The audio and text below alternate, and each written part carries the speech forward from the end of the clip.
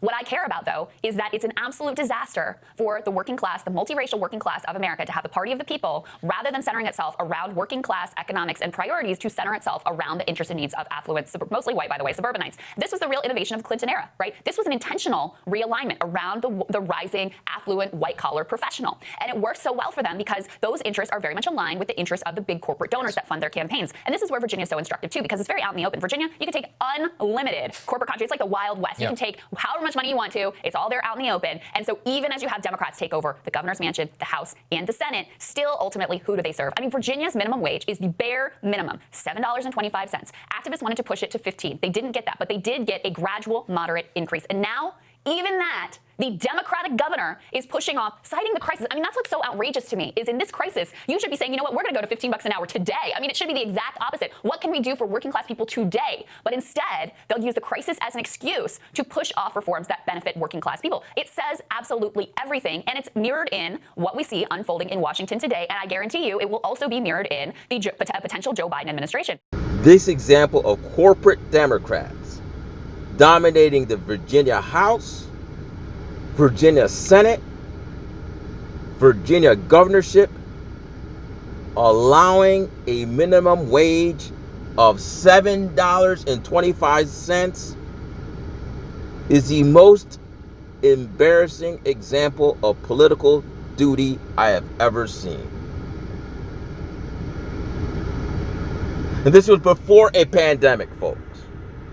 $7.25, folks.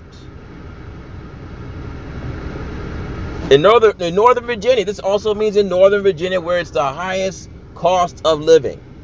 The bottom line is this: you can't live in Northern Virginia, you can't live in any part of Virginia earning $7.25 per hour. So when you become 18 years old and you don't want to go to college and you want to work, because we're going to have jobs, working jobs for people. Not everybody can be doctors and lawyers. Yeah, we have to have jobs that have labor.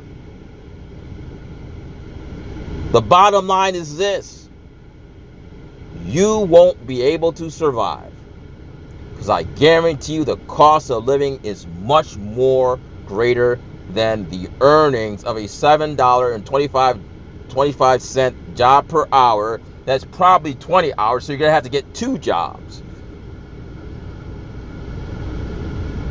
2 jobs.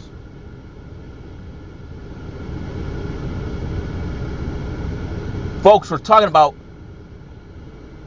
working to survive. The bottom line is that the $7.25 per hour minimum wage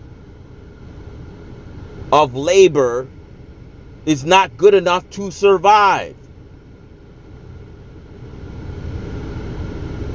We can't even do that with Democrats, not Republicans, because look, like Krystal Ball said, they dominate the House, the Senate, and we have a Democratic governor of Virginia.